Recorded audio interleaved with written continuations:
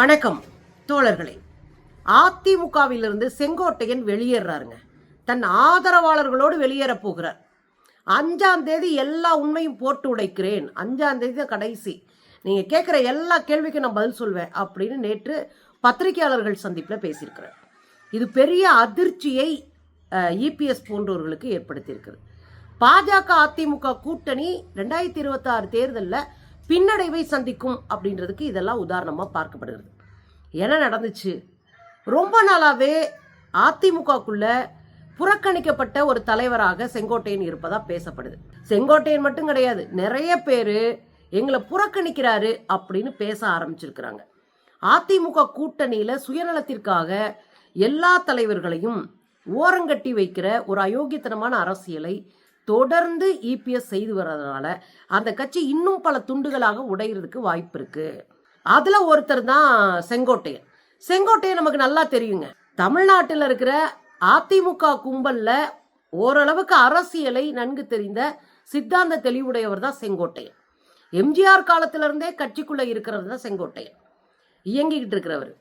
இன்னொரு விஷயம் என்ன அப்படின்னா, இதே செங்கோட்டையன் தான் தமிழ்நாட்டினுடைய சட்டமன்றத்துக்குள்ள உட்கார்ந்து அதிரடியா பல கருத்துக்களை தெரிவிச்சார். பாஜக கூட்டணியில இருக்கும்போது தமிழ்நாட்டில் திராவிட கட்சிகள் தான் ஆட்சி செய்யும், ஒருபோதும் பாஜக ஆட்சி செய்ய முடியாது என்று சொன்னவர். நிறைய பேசியிருக்கிறாரு. பாஜக கூட்டணி இங்க ஆட்சிக்கு வர முடியாதுன்றத பல இடங்கள்ல பேசியிருக்கிறார். ஸோ திராவிட சித்தாந்தத்துல ஓரளவுக்கு தெளிவு இருக்கிறவர் தான் செங்கோட்டையன். திடீர்னு ஒரு ஸ்கெட்சை போடுது பாஜக செங்கோட்டையனை வச்சு. ஏன்னா பல துண்டுகளா இருக்கு, எல்லாரையும் ஒருங்கிணைக்கணும்னா இபிஎஸ் விடமாட்டார். ஒரு பக்கம் சின்னம்மா இருக்கிறாங்க சசிகலா, இன்னொரு பக்கம் டிடிவி தினகரன், ஓபிஎஸ், எல்லாரையும் அரவணைக்கணும், எல்லாரையும் ஒரே டீமுக்குள்ள ஒரே கூட்டணிக்குள்ள கொண்டு வரணும் அப்படின்னு பாஜக தொடர்ந்து முயற்சி செய்யுது. இதை உடைச்சதே பாஜக தான், ரொம்ப தெளிவா புரிஞ்சுக்கணும். இதை உடைச்சது பாஜக. உடைச்சிட்டு இப்போ ஓட்டு சதறாம இருக்கணும்ன்றதுக்காக இவங்களெல்லாம் ஒருங்கிணைக்க நினைக்கிறதும் பாஜக தான். ஒருங்கிணைக்கிறது அப்படின்றது ஓட்டு வாங்குறதுக்காக மட்டும்தான். ரெண்டாவது விஷயம் என்ன அப்படின்னா, இப்ப கேஸ் வேற போயிட்டு இருக்கு.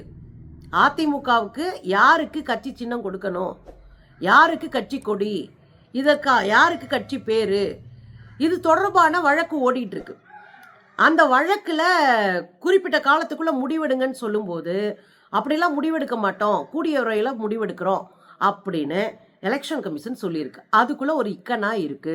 இவங்க எல்லாம் கூடி சேர்ந்து இபிஎஸ் ஒழுங்கா அதை வழி நடத்தி இபிஎஸ் எல்லா கூட்டணி கட்சிகளையும் அரவணைச்சு போனாருன்னா பக்காவா ஸ்கெட்சை போட்டு அந்த இபிஎஸ் பக்கத்துல இந்த ரெட்டலை சின்னம், அந்த அதிமுகன்ற பேரு எல்லாத்தையும் கொடுத்துடலாம் அப்படின்னு யோசிச்சுட்டு இருக்கு தேர்தல் ஆணையம். தேர்தல் ஆணையம் நமக்கு தெரியும், பாஜகவில் கூட்டுல உட்காந்துக்கிட்டு எல்லா உள்ளடி வேலையும் செய்து பாஜகவை வெற்றியடைய செய்ய வேண்டும் என்பதுதான் தேர்தல் ஆணையத்தினுடைய ஒற்றை வேலையா இருக்கு. அதனால தேர்தல் ஆணையம் இதை டிலே பண்ணி யார் நமக்கு வசமா இருக்கிறாங்களோ அவங்களுக்கு இதை கொடுத்துருவோம் அப்படின்னாங்க. இபிஎஸ் பொறுத்த வரையும் யாரையும் கூட்டணிக்குள்ள ஒழுங்கா வச்சுக்க மாட்டாரு, கூட்டணிக்குள்ள இருக்கிற எல்லாத்தையும் வெளியே துரத்தி விடுறாரு என்பதால் இபிஎஸ் தூக்கி எறிஞ்சிட்டு செங்கோட்டையன் போன்றவர்கள் யாரையாவது வச்சு நாம கூட்டணியை உருவாக்கணும் அப்படின்ற முயற்சியிலையும் பாஜக இறங்குது. ஏன் இபிஎஸ் துரத்தி விடலான்னு பாக்குறாங்க அப்படின்றத தொடர்ந்து நம்ம பார்க்கலாம். பல மேடைகள்ல உள்துறை அமைச்சர் அமித்ஷா பேசும்போது யார் தமிழ்நாட்டினுடைய முதலமைச்சர் கேண்டிடேட் அப்படின் போது அதிமுக இருந்து ஒருத்தர் அப்படின்னு சொல்றாரே ஒழிய அதிமுகவின் தற்போதைய பொதுச் செயலாளர் இருக்கக்கூடிய இபிஎஸ் பேர் அவர் சொல்லவே இல்லை. பல முறை தமிழ்நாட்டினுடைய கூட்டாட்சி, நாங்கள் கூட்டாட்சி தான் நடத்துவோம், தமிழ்நாட்டில் கூட்டாட்சி தான் நடக்கும் என்று தொடர்ந்து சொல்லிக்கிட்டே இருக்கிறாரு உள்துறை அமைச்சர் அமித்ஷா. அப்ப அமித்ஷா தொடர்ந்து சொல்லிட்டே இருக்கிறாரு, ஆனா அதை எதிர்த்து கூட பேசுறதுக்கு இங்க அதிமுக கூட்டணியில ஆள் இல்லை என்பதையும் சேர்த்து நம்ம புரிஞ்சுக்கணும். அப்போ எப்படியாவது இபிஎஸ் முடிச்சு விட்டுருவோம் அப்படின்ற ஒரு ஸ்கெட்ச் போட்டு அதுக்கான வேலையும் பார்த்துட்டு இருக்கிறாங்க. ரெண்டாவது, ஒருவேளை இபிஎஸ் இல்லைன்னா தேமுதிக, அப்புறம் இங்க வெளியேறின கட்சிகள், பல கட்சிகள் அதிமுக கூட்டணியிலிருந்து வெளியேறிடுச்சு, தேமுதிக போயிருச்சு, ஓபிஎஸ் போயிட்டாப்ல. அதுலயும் இப்போ டிடிவி தினகரன் நான் டிசம்பர் மாசம் தான் நான் யார் கூட கூட்டணின்னு அறிவிப்பேன்னு முந்தா நாள் அவர் சொல்லி விட்டு போயிட்டாரு. இப்ப வெளியேற போகிறாரு செங்கோட்டையன். இது ஒரு பெரிய பின்னடைவை அதிமுக கூட்டணிக்கு உருவாக்கும். அப்ப இவங்களெல்லாம் ஒருங்கிணைச்சு ஒரு கூட்டணியை உருவாக்கணும் அப்படின்றதுல தெளிவா இருக்கு பாஜக. இதன் அடிப்படையா வச்சுதான் பலமுறை செங்கோட்டையன் டெல்லிக்கு போயிட்டாரு. பலமுறை டெல்லியில போய் பாஜக தலைவர்களை சந்தித்தது ஒரு பேர அதிர்ச்சியை அதிமுகக்குள்ள உண்டாக்குச்சு. பலமுறை டெல்லிக்கு போய் செங்கோட்டையன் பாஜக தலைவர்களை தனிமையா சந்திச்சாரு. அங்க பல திட்டமிடல்களை பேசினார். எனக்கு என்ன ஆச்சரியம்னா, டெல்லியில போய் பாஜக தலைவர்களை சந்திக்க வேண்டிய அவசியமே இல்லை. இன்னும் சொல்ல போனா அதிமுகவை உடைச்சு காலி பண்ணி செதறடிச்சதே பாஜக தான். அப்ப டெல்லியில போய் பாஜகவை போய் சந்திக்க வேண்டிய அவசியம் என்ன இருக்கு செங்கோட்டையனுக்கு தான் நமக்கு இருக்கிற ஒரே கவலையான கேள்வி. எடப்பாடி பரப்புரை பிரச்சாரம் செஞ்சிட்டு இருக்காரு இல்லையா, அந்த எடப்பாடியுடைய பரப்புரை பிரச்சாரம் மேட்டுப்பாளையத்துல தொடங்கிய போது அங்க எல்லா கட்சி தலைவர்களும் போயிருந்தாங்க, செங்கோட்டையன் போகல. அதுவும் ஒரு பரபரப்பான விஷயமாக பேசப்பட்டது. பல கூட்டங்கள்ல இவர் பங்கெடுத்துக்கிற கூட்டங்கள்ல கலந்துக்கவே இல்லை செங்கோட்டையன். அப்ப முரண்பாட்டை வெளிப்படையா பேச ஆரம்பிச்சிருக்காரு, வெளிப்படையா தெரிவிக்க ஆரம்பிச்சிருக்கிறாரு, வெளிப்படையா காட்ட ஆரம்பிச்சிருக்கிறாரு. அதனுடைய ஒரு பகுதியா தான் டெல்லி விஜயம். பாஜகவோடு இருந்த முரண்லாம் ஓரம் தூக்கி வச்சுட்டு பாஜக தலைவர்களை போய் சந்தித்தது. ஏற்கனவே செங்கோட்டையனோடு 30க்கும் மேற்பட்ட அதிமுகவினுடைய எம்எல்ஏக்கள், அதாவது எதிர்ப்பு தெரிவிக்கிற எம்எல்ஏக்கள், முரண்பாடு இருக்கிற எம்எல்ஏக்கள்லாம் செங்கோட்டையனோடு பேச்சுவார்த்தை நடத்திட்டு இருக்கிறாங்க, அவரோட நிக்கிறாங்க என்ற செய்தியும் பரபரப்பாக பேசப்பட்டது. இன்னொரு விஷயமும் சொல்லப்பட்டுட்டே இருக்கு. அவர் திமுக சேர்றதுக்கான வாய்ப்பு அதிகம். தன்னுடைய ஆலோசனை கூட்டத்தை முடிச்சுட்டு அவர் திமுக சேர்றதுக்கான சூழல் இருக்கும் அப்படின்றாரு. ஓபிஎஸ் வெளியே வர்றதுக்கு முன்னாடி 3 முறை முதலமைச்சர் ஸ்டாலின் அவர்களை சந்திச்சார். சோ அங்கிருந்து சில முடிவுகளை அவர் எடுக்கிறார். அப்ப இந்த விஷயம் எல்லாம் பார்க்கும்போது இந்த கட்சி சுக்கு சுக்கா உடையதுக்கான 100% வாய்ப்பு இருக்கு. இந்த சூழ்நிலையில தான் நேற்று பத்திரிகையாளர்களை சந்திக்கிறார். பத்திரிகையாளர்கள் சந்திக்கிறதுக்கு முன்னாடி அவர் ஒரு கூட்டத்தை நடத்துறாரு. கோபிச்செட்டிப்பாளையத்துல அவருடைய இல்லத்துல இந்த கூட்டம் நடக்குது. இந்த கூட்டத்துல 100கணக்கானோர் கலந்து கொண்டிருக்கிறாங்க.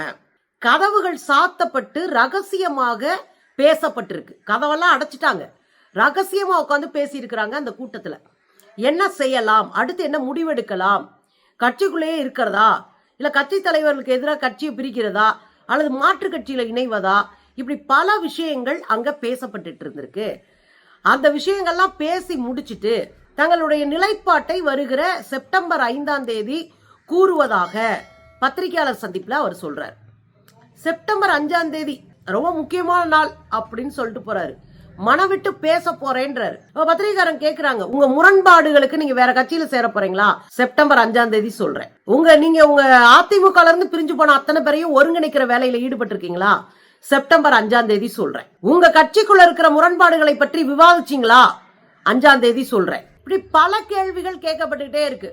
இப்படி பல கேள்விகள் கேட்கப்பட்டாலும் ஒரே வார்த்தை 5ஆம் தேதி சொல்றேன், 5ஆம் தேதி சொல்றேன், 5ஆம் தேதி சொல்றேன்றாரு. மனம் விட்டு பேச போறேன் அப்படின்றாரு. அதுக்கான எல்லா வேலைகளும் நாங்க முடிச்சிட்டோம், 5ஆம் தேதி மனம் விட்டு பேச போறோம். எதுக்கோ வெயிட் பண்றாரு. நேத்தே அவர் பேசி முடிச்சிட்டாரு. அவருடைய கூட்டாளிகளோடு பேச்சுவார்த்தை எல்லாம் முடிஞ்சது. என்ன பண்ண போறோம்னு முடிவெடுத்துட்டாங்க. ஒரு ரெஸ்ட் எடுக்கிறாங்க. ஏதோ ஒரு காரணத்துக்காக, ஏதோ ஒரு செய்தி அவர்களுக்கு வர வேண்டும் என்பதற்காக அவர்கள் காத்துக்கிட்டு இருக்கிறாங்க. 5ஆம் தேதி வரையும் காத்து இருக்கிறதுக்குள்ள ஒரு அரசியல் இருக்கு.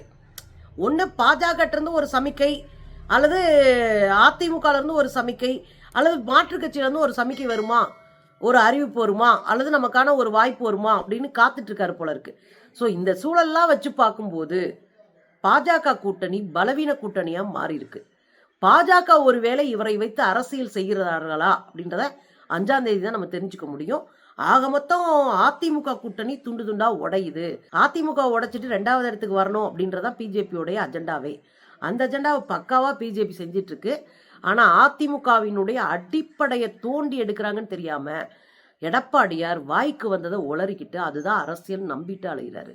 எடப்பாடியார் தன்னை சரி செய்து கொள்ளலன்னா ஒட்டுமொத்தமா அதிமுக முடிஞ்சிடும், சீனே முடிஞ்சிடும்.